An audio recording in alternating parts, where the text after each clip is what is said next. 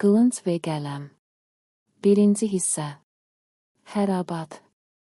Öz evlərinə qapanıb xısın-xısın ağlayanların sayı küçələrə çıxıb şadlıq edənlərin sayından bir neçə qat artıq idi.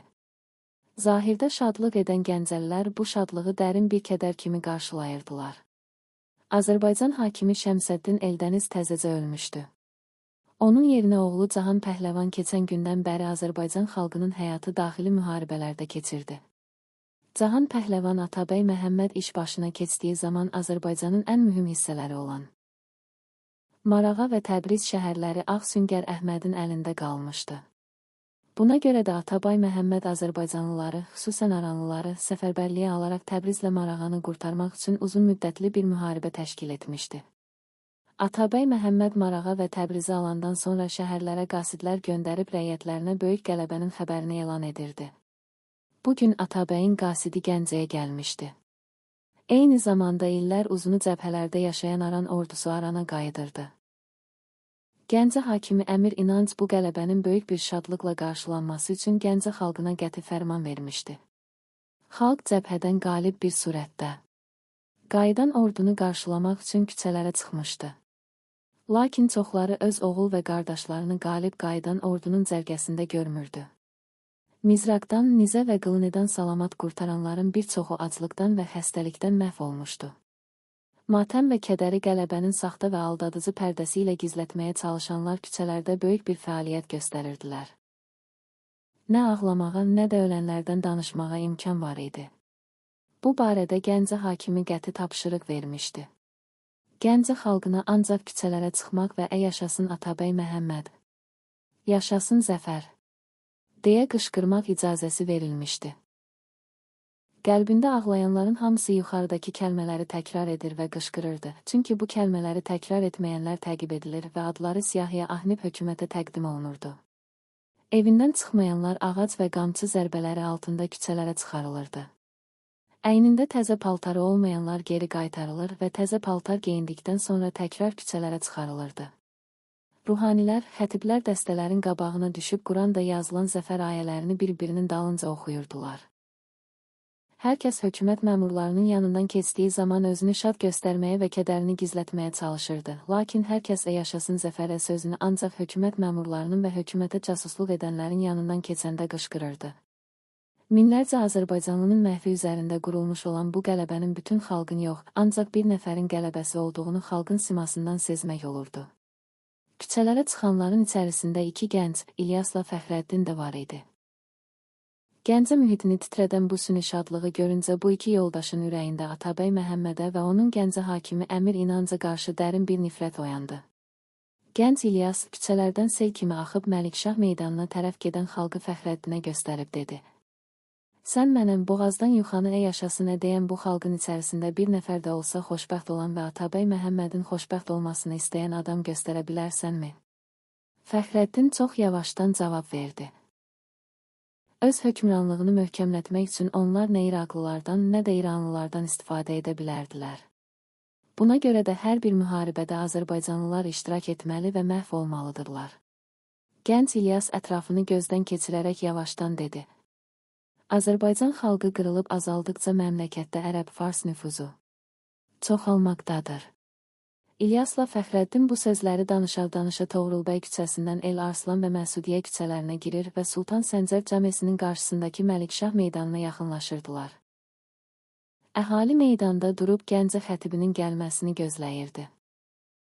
İlyasla Fəxrəddin də məscidin qapısı qarşısındakı hovuzun yanında dayandılar və cəmaata qoşulub xətibi gözləməyə başladılar. Fəxrəddin fikirli halda başını qaldırıb İlyasa dedi, bəli, indi bu saat gələcək, Təbriz və Marağa fəthini elan edəcək, əvvəlcə xəlifənin, sonra da Toğrul və Atabəy Məhəmmədin adına xütbə oxuyacaqdır. Eyni zamanda təzə bir müsibətin elanını da verəcəkdir. İlyas Fəxrəddinə əyri bir nəzərlə baxıb soruşdu, nə kimi müsibət? Atabəy Rey məmləkətinə hücum etməyə hazırlaşır. Rey hakimi Səlcuqilər zamanından bəri Atabəylərə verdiyi vergidən boyun qaçırıbdır. Lakin bu müharibə qorxulu bir müharibədir. Çünki Rey hakimi öz ağzı ilə yox, Xarəzm şahlarının ağzı ilə danışır. Gec-tez onlar Rey məmləkətini öz əllərinə alacaqlar. İlyas yenə də ona sual verdi. Sən buna nə cür baxırsan? Nə cür baxacağam? Azərbaycan torpağı deyil ki, müdafiə edək. İlyas etiraz edərək dedi. Mən səndən bir qardaş kimi rica edirəm, bu fikrini başqalarının yanında demə, çünki tamamilə yanlış bir fikirdir. Fəxrəddin təəccüblə soruşdu. Bu fikrin yanlışlığı harasındadır? Doğrudur, rey bizimki deyil, həmədan necə bizimdir, ya yox? Bizimdir, Azərbaycanın qədim paytaxtıdır. Elə isə onu bilməlisən ki, rey Azərbaycan atabəylərinin əlində olmazsa, həmədanı saxlamaq mümkün deyil. Çünki bir çox hadisələrdə reylilərin Qəzvini əldə etdiyi və Təbrizlə həmədanın əlaqəsinə maneə törətdiyi görülmüşdür. Hayf ki, mən qılınc və mizraq işlətmək işində savadsızam. Buna görə də sənə bir məsləhət görəcəyəm. İndi ki, qılınc və mizraq işlətməyən ox və kaman işlərlə məşğul olmağa həvəsin vardır, onları yaxşı öyrən. Mən də qələm işlərində yüksək mərtəbə əldə etməyə çalışacağam. Bunların ikisi də bizə lazımdır. İlyasla Fəxrəddin bu söhbətləri edərkən Gəncə xətibi öz müridləri ilə Gəncə hakimi Əmir İnanc da öz əskər və qulamları ilə bərabər Məlikşah meydanına daxil oldular. Lakin bunlar xalq tərəfindən çox da təntənə ilə qarşılanmadılar. İlyasla Fəxrəddin də əhaliyə qoşulub Səncər məscidinə daxil oldular. Xətib minbərə çıxıb, birinci növbədə Atabey Məhəmmədin Marağa və Təbriz altındakı müharibələrdə qazandığı qələbənin xəbərini verdi. Lakin bu xəbər xalqı tərpədə bilmədi, əhali bu xəbəri çox soyuqqanlılıqla qarşıladı. Xətib xəlifə və Atabey Məhəmmədə dua etdiyi zamanda da xalqın bu iki ada qarşı bəslədiyi mənfi münasibət bir daha özünü göstərmiş oldu. Dualara qarşı deyilən Amin, Amin kəlmələri də ürəklərdən yox, boğazlardan çıxırdı.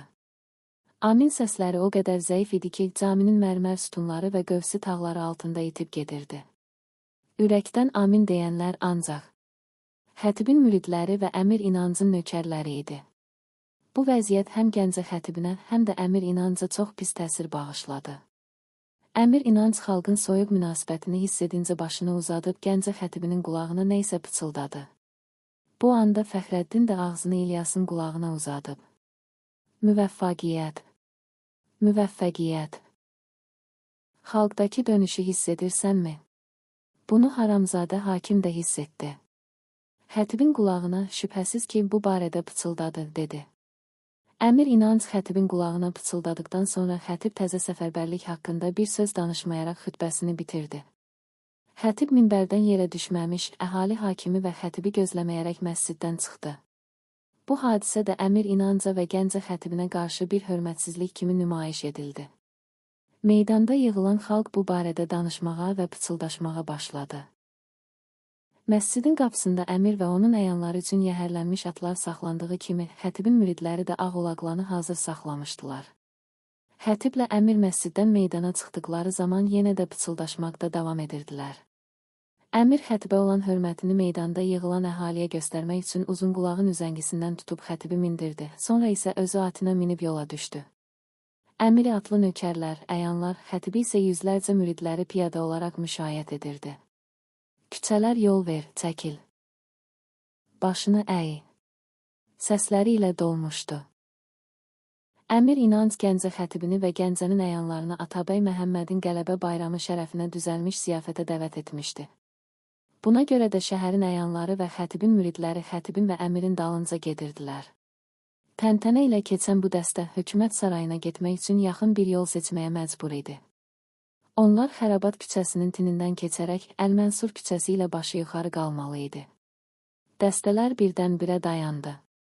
Keçməyə yol yox idi. Pir Osman küçəsindən gələn dəstə Xərabat məhəlləsinin tinində durub 2 mərtəbəli köşkün pəncərəsindən eşidilən musiqi və nəğmələri dinləyir və başqa küçələrdən gəlib keçmək istəyənlərə yol vermirdi. Əmir atının, Gəncə xətibi isə uzun qulağının cilovunu çəkib dayandı. Minlərcə əhalinin heç birisindən səs çıxmırdı. Pəncərədən eşidilən incə nəğmələr, musiqi səsləri kütlələri özünə cəlb etmişdi. Oxunan rübailərin hər bir kəlməsini və çalınan udun naləsini eşitmək mümkün idi. Əmir və xətib dayanıb durmuşdular. Onlar qadın barmaqlarında inləyən pərdələrdən, qadın dodaqlarından çıxan misralardan ayrılıb gedə bilmirdilər. Onlar da xalqa qoşulub mənliyini itirmişdilər, onlar da pəncərədən eşidilən səsləri öz qanına yeritmək və onu öz ruhunda həzm etmək üçün bütün varlıqları ilə qulaq asırdılar. Əmir və xətibin dəstəsi dayandığı zaman köşkün pəncərəsindən belə bir mahnı ətrafa yayılırdı. Gəl mülki tö Misr, Rum, Çin xahad bud. Afaq türə ziru nikin xahad bud. Xoş baş ki, aqibət nəsibi mənutü. Yed gəz kəfən, se gəz zəmin xahəd bud. Pəncərədən eşidilən bu rübai küçədə duranlar tərəfindən böyük bir maraqla qarşılandı. Hökumətin zülmündən təngə gəlmiş xalq hökumətə qarşı yazılan bu rübainin təkrar edilməsini tələb etməyə başladı. Səs-küy ucaldı və dəstələrin hamısından bir daha sözləri eşidildi. Əmir İnanc Hüsaməddinə sual verdi. Bu ev kimin evidir? Hüsaməddin baş endirib. Bu ev məşhur şairə Məhsəti xanımındır, dedi. Oxuyan kimdir? Oxuyan Məhsəti xanımın özüdür. Musiqi və nəğmə müəlliməsidir. Bir ay əvvəl cənab xətibin şikayət etdiyi əxlaqsız qadındır. Xalqın qızları bunun yanına gəlib, musiqi və nəğmə dersi oxuyurlar. Hüsaməddinlə Əmir İnancın söhbəti bitməmiş pəncərədən daha bir musiqi nəğməsi eşidildi. Yek dəstbə musəfəm, yek dəstbə cam. Gah nəzdi həlaləmün, gəhi nəzdi həram. Main dərin günbədi nə püxtə nə xam. Nə kafəru mütləq nə müsəlmanı təmam. Bu rübai eşidildikdən sonra iki səs ucadan. Əhsən, 100 əhsən, dedi. Bunların birisi Fəxrəddin, o birisi isə İlyas idi. Dəstələrin içərisində də gürültü eşidilirdi. Yaşa, yaşa. Səsləri bir-birini təqib edirdi. Xətib Uzunqulağın başını çevirib Əmir İnanca yanaşdı və dedi. Kafirdir, ədəbsizdir. Bunu Gəncə xalqının başından rədd etmək lazımdır. Bu anda Məhsəti xanım da yaşa, yaşa. Deyə qışqıranlara razılıq vermək üçün başını pəncərədən eşiyə çıxartdı. Onun ixtiyarlaşmış başının ağarmağa başlamış saçları, gülümsər və təbəssümlü gözləri, minlərcə rübainin xəzinəsi sayılan sinəsi görünərkən, xətibin müridləri belə gözlərini pəncərəyə dirəyib böyük şairə və müəlliməyə baxmağa başladılar. Xətib bu vəziyyəti görüncə müridlərinə əmr verdi. Daşa basın. Dağıdın bu fisq-fücurun yuvasını. Pəncərə örtüldü, sanki bir günəş buludun altına çəkildi. Musiqi və rübai səslərini pəncərəyə və divarlara toxunan daşlar əvəz etdi. Lakin xalq dəstələri xətibin və Gəncə hakiminin bu kimi vəhşiliyinə qarşı öz nifrətini gizlədə bilmədi. Xətibin müridlərinə hücum etdilər. Onları döyüb Məhsəti xanımın qapısından kənara atdılar. Xətibin müridlərindən bir çoxu ölmüş və yaralanmışdı. Xətibin özü isə Əmir İnancın sarayında gizlənməklə yaxasını xalqın intiqamından qurtara bilmişdi. 3 gün sonra İlyasla Fəxrəddin Pir Osman məhəlləsində görüşdülər. Fəxrəddin birinci növbədə İlyasın əlini sıxaraq sevincli bir səslə dedi. Biz düşünən kimi oldu. Kütlələr Əmir İnanca qarşı hörmət bəsləmirlər. İndi başqa bir məsələ də vardır. Nə kimi məsələ? Deyə İlyas soruşdu. Atabəyin təzə səfərbərliyinə əngəl törətmək məsələsi. Bu yalnız Gəncənin işi deyil, buna bütün Azərbaycanı hazırlamaq lazımdır. Sən getməsən də Atabay Cənubi Azərbaycanı səfərbərliyə ala bilər. Fəxrəddin etiraz edərək dedi. Fikrinizlə şərik deyiləm. Rəhbərlik daima Şimali Azərbaycanın vəzifəsi olmuşdur. Paytaxt Həmədanda olduğu üçün Atabey hökuməti zülmlərinin bütün ağırlığı Cənubi Azərbaycanın üzərinə düşür. Biz onlara rəhbərlik etmiş olsaq, onlar üsyana tez qoşula bilərlər. Buna görə də şimalda başlanmış üsyanın xəbərini Cənubi Azərbaycana yaymaq lazımdır. Üsyan etmək üçün bu gündən daha əlverişli gün əlimizə düşməyəcək. İlyas biraz düşünərək dedi, doğru deyirsən. Lakin üsyan əsaslı və siyasi bir məqsəd daşımadıqca, xalqı vaxt ikən o məqsədlər ətrafında səfərbər etmədikcə, ümumi üsyan məsələsindən danışmaq artıqdır. Üsyanın arxasında silahlı qüvvə lazımdır. Bu qüvvə olmadan başıpozuq xalqla hökumət qarşısına çıxmaq savadsızlıqdır. Xüsusən Cənubi Azərbaycan barəsində ehtiyatlı olmaq lazımdır. Çünki Atabəylər İraq və Bağdad qoşunlarının köməyi ilə Cənubi Azərbaycanı bir neçə günün içərisində xarabazara döndərə bilərlər. İndi də görüm, elə bir hadisədə sənin köməyə getmək üçün silahlı qüvvən vardırmı? Fəxrəddin dərin-dərin düşünəndən sonra bir ah çəkərək dedi, təəssüf olsun ki, o qüvvə bizdə yoxdur. Lakin mən onu düzəldəcəyəm. Bunun üçün də mən bütün fikrimi silah işlətməyə vermişəm. Belə də lazımdır. Lakin biliksiz və siyasi düşüncəsi olmayan adamların silahları da qələbə qazana bilməz. Qəhrəmanlıq yalnız silah deyil, bilik də tələb edir. Fəxrəddin İlyasa bir sual da verdi.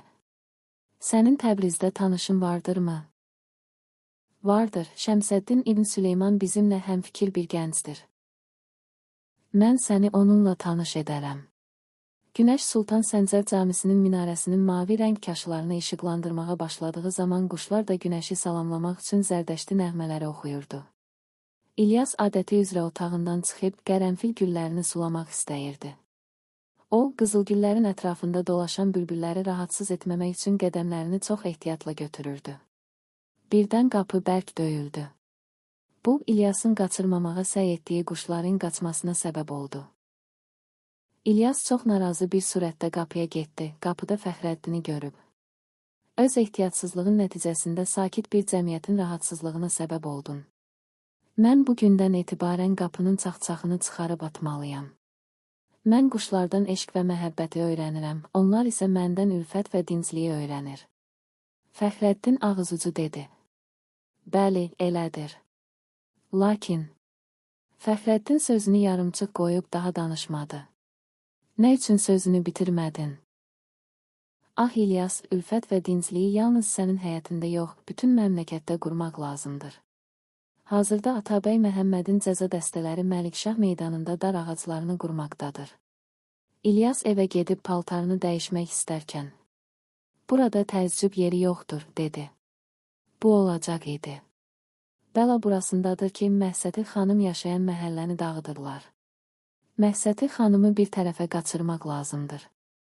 Bütün fəlakət ancaq onun ətrafında dolasır. Onlar evdən çıxdılar. Pir Osman məhəlləsinə tərəf yollandılar. Xərabat məhəlləsinin tinninə yetişərkən oranın hökumət qoşunlan tərəfindən mühasirə edildiyini gördülər. Ətraf küçələr başıpozuq cəmaatla dolu idi. İrəli hərəkət etmək mümkün değildi. Xətibin müridləri bütün təşəbbüsü əllərinə almışdılar. Məhsəti xanımı görmək və son kərə onunla görüşmək üçün şəhərin bütün şeir və musiqi maraqlıları Xərabat məhəlləsinin tinninə yığışmışdılar. Məhəllə qarət olunurdu. Evlər binasından sökülüb dağıdılırdı, toz məhəllənin ətrafını bürümüşdü. Tozun içərisində nələr olduğundan kimsənin xəbəri yox idi. Oradan ancaq ağlamaq, qışqırıq, qamçı səsləri eşidilirdi. Bir neçə saatdan sonra toz təbəqələri parçalandı, bir dəstə mürid tozdan ayrıldı. Onlar saçları bir-birinə qarışmış bir qadını təhqirli söyüşlərlə söyə-söyə gətirirdilər, qadın Məhsəti xanım idi. Lakin şairə öz vüqar və əzəmətini pozmamışdı. O, sıra ilə düzülən xalqın içərisindən ətrafa baxa-baxa gedir, göz gəzdirib öz dostlarını axtarırdı. Demək lazımdır ki, bir yığın mürid və mövhumatçılardan başqa Xərabat məhəlləsi ətrafına yığılan xalq onun dostu idi. Məhsəti bir kərə üzünü xalqa tutaraq, vurun bu alçaq mövhumatçıları, desəydi. Gəncədə bir üsyan başlanacaqdı, ancaq Məhsəti qan tökülməsini istəmədi. O, gözlərini dolandırıb Əmir İnancı gördüyü zaman belini düzəldərək ona diqqətlə baxdı. Əmir İnani atın üstündə durub məhəllənin dağıdılmasına tamaşa edirdi. Məhsəti xanım Əmir İnancın yanında durub bu rübaini oxudu. Dünya bəməsəl çü kuzeyi zərrinəs. Kəh ab dəru təlx, kəhi şirinəs. Toğürrə məşov ki, ümri mən cəndinəs. Çün əsbü əcəl həmişə ziruzinəs. Əmir İnanc heç bir cavab vermədi. O, əhalinin üsyanından qorxurdu. Məhsəti xanımı şəhərdən çıxarmağa məmur olanlar onu Əbubəkr kəndinin yanına qədər aparıb oradan qayıtdılar. Məhsəti xanımın yanında ancaq sadiq və səmimi xidmətçisi Yəqub qalmışdı. Onlar çox yorulmuşdular. Dincəlmək üçün Çadır Bulağı adlı çeşmənin başında oturdular. Qaranlıq düşürdü. Məhsəti xanım bir daha dönüb Gəncədən gəldiyi yollara baxdı və Yəquba müraciət etdi. Deyəsən uzaqdan qaraltılar görünür. Əmirin adamları olmasın. Yəqub bir neçə dəqiqə uzaqdan görünənləri nəzərdən keçirdi. Qaraltılar getdikcə böyüməkdə və canlı bir şəkil almaqda idi. Nəhayət, birazdan sonra gələnlərin Fəxrəddin və İlyas olduğu anlaşıldı. Məhsəti xanım onların əlini sıxaraq: "Sizin gəlişinizdən sanki mən öz vətənimə qayıtdım. Nə edim? Bu fəlakətə özümüz səbəb olmadıq. Bizim əsas düşmənimiz Gəncəlilərin düşdüyü mövhumatdır. Onlar hələlik musiqi sənətinin qiymətini xətiblərin tərəzisi ilə ölçürlər. Nə əmir, nə də onun qoşunları bizə bir şey edə bilərdi. Bizi ancaq xalqın avamlığı və düşüncəsizliyi məğlub etdi. Lakin onlar mənim evimi dağıtsalar və mənim əsərlərimi cırıb yandırsalar da xalqın qəlbini yarıb mənim rübailərimi oradan silməyi bacarmayacaqlar. Onlar məni qovsalar da xalqın qulağını vətən etmiş səsimi bu məmləkətdən qova bilməyəcəklər." Fəxrəddin və İlyas Məhsəti xanım üçün gətirdikləri yol tədarükünün paltarları və yemək şeylərini Yəquba tapşırdıqdan sonra: "Məktub göndər, biz də göndərəcəyik. Biz əminik ki, bu hadisələr sənin təbinə daha mühüm təkanlar verəcəkdir," deyə ayrıldılar. Məhsəti xanımla Yəqub yola düşdülər. İlyas durub Məhsəti xanımın dalınca baxırdı. Gedənlər qaranlığın qoynuna girib gözdən itərkən o, Gəncənin qəzəlxan bülbülü sustu, rübaimizin dahi sənətkarını bizdən ayırdılar, deyərək Gəncəyə tərəf döndü. Axşam idi. Əmir İnanc Gəncə çayına hakim olan uca köşkündə oturub dalını yumşaq balışlara söykəmişdi. O, çox diqqətlə oynamaqda olan rəqqasələrin titrək döşlərinə baxdıqca əlindəki inci təsbehin danələrini dolu kimi bir-birinin üstünə axıdırdı. Sultan Səncər Cəmisinin minarəsindən Allahu Əkbər səsi eşidildi və Allahu Əkbər kəbirən kəbirəyə dedi. Musiqi səsi kəsildi. Rəqqasələr əmirin qarşısında baş vurub çəkildilər. Sanki azançının minarədən yüksələn Allahu Əkbər səsi ancaq rəqqasələrə istirahət vermək üçün bir işarə idi. Əmir İnanc qalxıb fəvvarəli hovuzun kənarında dəstəmaz almağa başladı. Xalqın borcunu verməyənlər Allahın borcunu verməyə hazırlaşırdılar. Namaz otağına keçdilər. Canamazlar rəqqasələrin oynadığı xalçaların üzərində açıldı. Namaz qılanlar Allahı xatırlayaraq gözəl rəqqasələrin qədəmləri dəyən yerləri öpmək üçün səcdəyə düşdülər. Şam və xüftən namazı bitdi. Namazdan sonra canamazların yerində şərab süfrələri açıldı. Namazlarında istədikləri huriləri əvəz etmək üçün gözəl qızlar, gənc saqilər salona daxil oldular. Musiqi dəstəsi öz işinə başladı, rəqqasələr yenə gəldilər. Allahın borcunu verib bitirənlər öz şəhvətlərini söndürməyə başladılar. Gecədən çox keçmişdi, şərab büsatı da yığışmışdı. Əmir İnanc, sevgili qadını xəlifənin qızı Safiyə xanım və gözəl qızı Qətibənin yanında idi.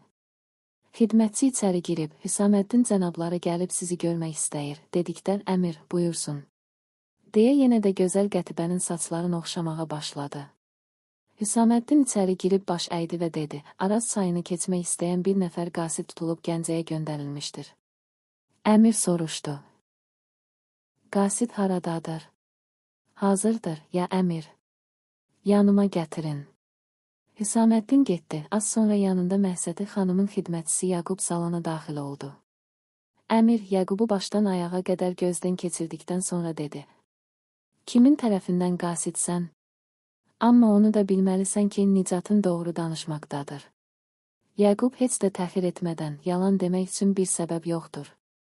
Mən Zəncandan Məhsəti xanım tərəfindən Gəncəyə göndərilmişəm. Məni tutmasaydılar da bura gələcəkdim. Nə iş üçün göndərilmisən?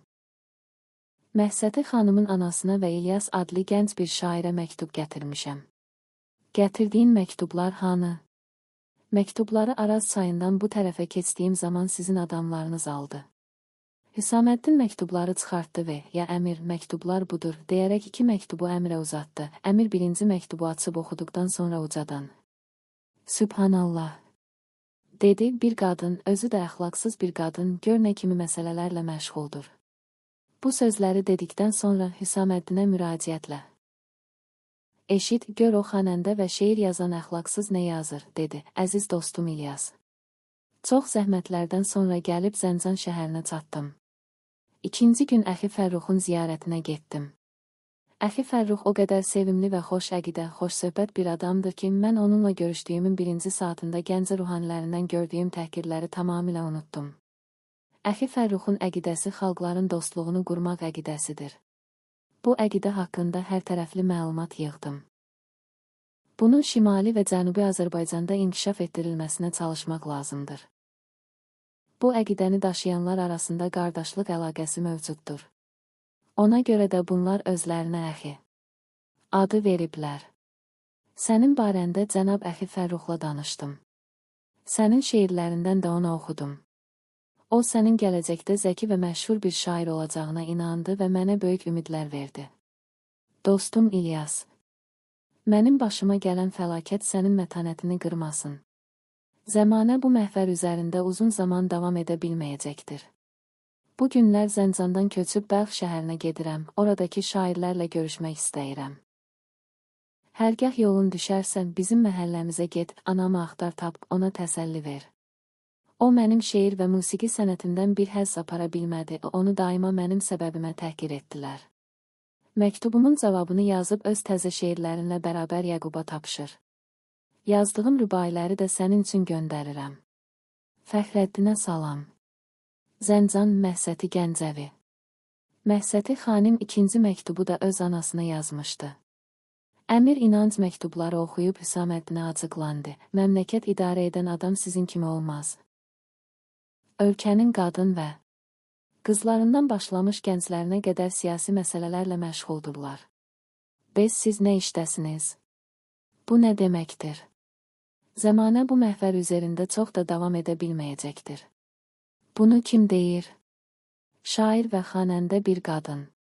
Get bu saatda adına məktub gələn İlyası və məktubda adı çəkilən Fəxrəddini hüzurumda hazır et. Hüsaməddin baş endirib getdi. Əmir yenə də qızı Qətibəni yanında əyləşdirib onun saçlarını oxşamağa davam etdi. Qətibəm Məhsəti xanımın məktub göndərdiyi gənc İlyasla çox maraqlanırdı. O, Məhsəti xanım kimi şöhrətli bir şairənin öz gözəlliyi ilə bütün şərq ölkələrində məşhur olan bir qadının adi adamlara məktub göndərməyəcəyinə inanırdı. Buna görə də gözəl Qətibə İlyası cürbəcür simalarda təsəvvürünə gətirir və ona müəyyən bir şəkil verməyə çalışırdı.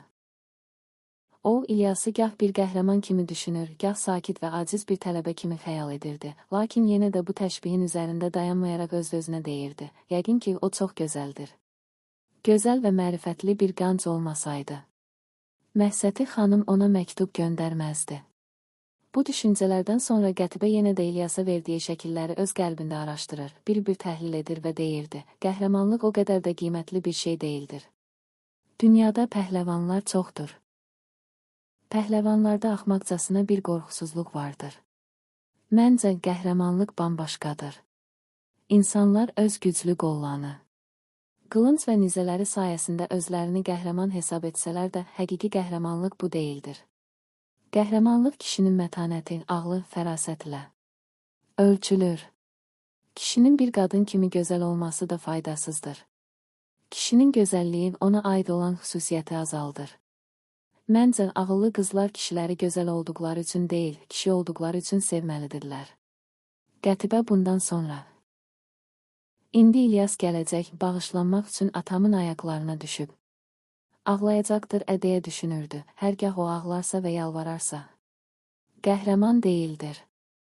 Əbəs yerə Məhsəti kimi məşhur bir qadın onun adına məktub göndərmişdir. Qətibə bunları düşündükdən sonra atasına müraciət etdi. Ata, indi haman oğlan bura gətirilərsə, sən onu öldürəcəksənmi?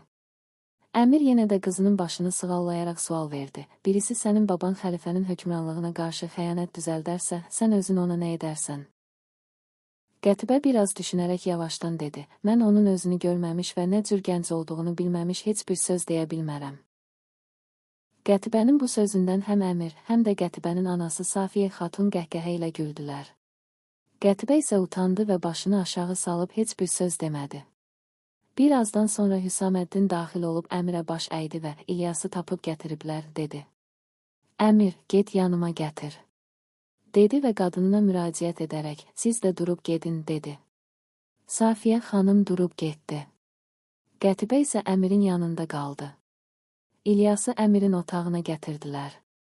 O, qapının qabağında durub nə baş aydı, nə də salam verdi. Bu, Əmirə təsir etdi. O, acıqlı bir vəziyyət aldı və soruşdu. Məmləkətdən sürgün edilmiş Məhsətinin fikirlərini Gəncədə intişar edən gənc şair İlyas sənsənmi? İlyas başını qaldırıb, hazırda mən öz fikirlərimi intişar etmək üçün özümə köməkçi axtarıram. Başqalarının fikrini yaymağa vaxtım yoxdur, dedi. Sən nə ilə məşğulsan ki? Mən öz şeirimi və öz əqidəmi intişar etməklə məşğulam. Əmir inanc acıqlı bir surətdə gülərək dedi, hələ tezdir. Çox gəncsən. Əqidə intişarı ilə məşğul olmağının vaxtı deyil. Əqidə daşımayan şeir şairin simasını göstərə bilməz. Elə isə nə üçün Məhsəti xanımın fikirlərinə tərəfdar çıxmırsan? Məhsətinin şeir və musiqi aləmindəki fikirlərinə tərəfdaram. Onda sən onun hökumət əleyhinə olan fikirlərinə də mi tərəfdarsan? Mən Məhsətinin hökumət əleyhinə olduğunu indicə eşidirəm. Lakin Əmir burasını bilməlidir ki, Məhsətinin buna haqqı vardır. Onun hökumət əleyhinə olmasına nə kimi bir səbəblə haqq qazandıra bilərsən? Məhsəti xanımın hökumət əleyhinə olmasında şeir və sənəti axlaq pozğunluğu kimi təbir edənlər müqəssirdir. Hökumət onu nə üçün sürgün etdi? Yalnız və köməksiz bir qadını xalqa incəsənət öyrətdiyi üçün sürgün etmək, onda hökumətə qarşı mənfi bir əqidə oyandırmazmı? Əqidələr belə doğur, Əmir həzrətləri. Hökumət bir nəfər xətibin haqsız tələblərini razı salmaq üçün böyük bir şəhərin məhəbbətini itirdi.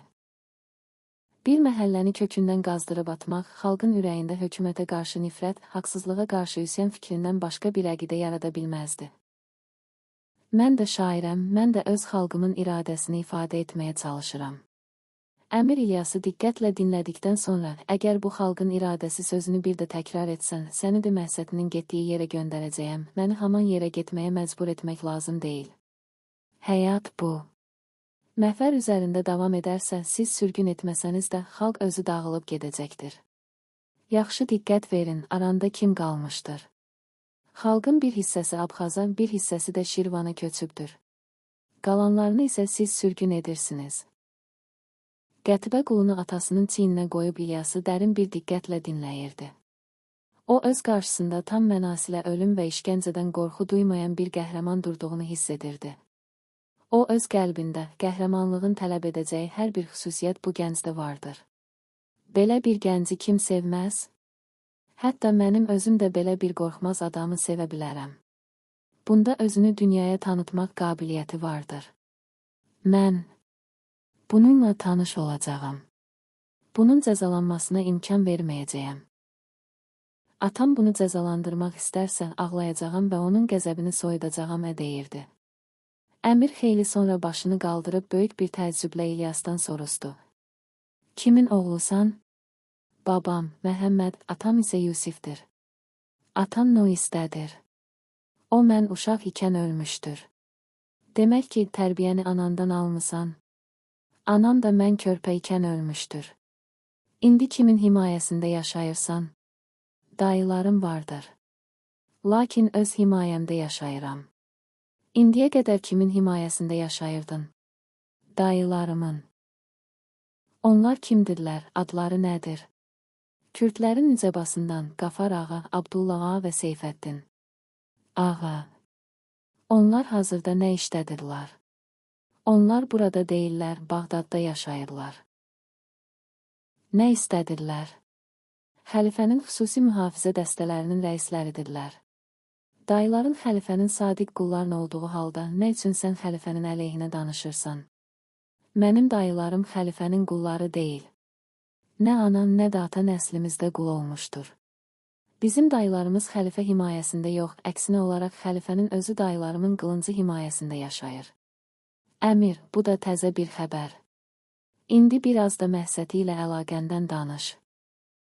Əlaqə düzəltməyə çalışıram, təəssüf olsun ki, hələlik buna nail olmamışam. Sən bunu özün üçün bir iftixarmı bilirsən? Nə üçün də bu şərəfi daşımamaq?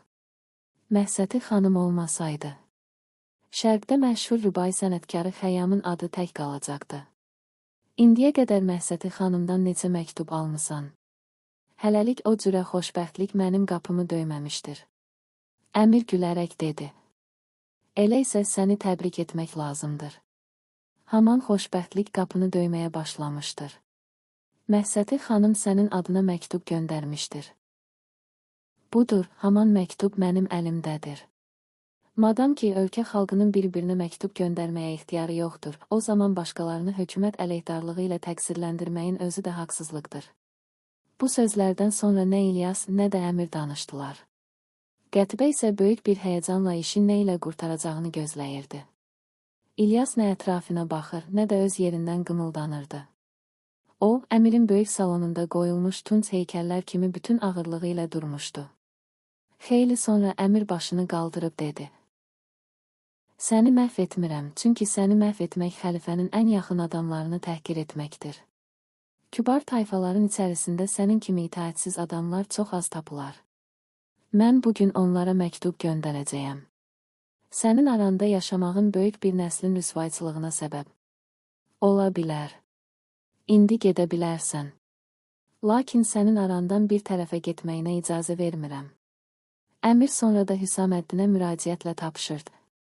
Bunu nəzarət altında saxlarsınız. İndi isə evinə buraxın. Qətibə sevindi və atasının başını sığallamağa başladı. Fəxrəddin bir qapıdan içəri girdiyi zaman Nizami də bu biri qapıdan dəhlizə çıxdı. İlyas Əmirin evindən küçəyə çıxdığı zaman artıq gecə idi. Çinarın dibində bir qaraltı durmuşdu. İlyas yolunu davam etdirərkən qaraltıdan belə bir səs eşidildi. İlyas, səni buraxdılarmı? İlyas bu səsi eşidib dayandı. Saz ona tanış gəldi və sanki İlyasın bütün varlığına kəmənd atıb onu saxladı. O səs İlyasın gənc sevgilisi Rənanın səsi idi. İlyas da qaraltı da bir-birinə bir tərəf irəlilədi. O səs bir də eşidildi. İlyas, səni buraxdılarmı? Bəli, buraxdılar, mənim sevgili dostum, buraxdılar. Gözəl Rənam, kədərlənmə. Rəna başını İlyasın çiyninə söykəyib ağladı. İlyas isə onun saçlarından öpərək, gedək, Rəna, qorxmam, onlar mənə heç bir şey edə bilməzlər, dedi.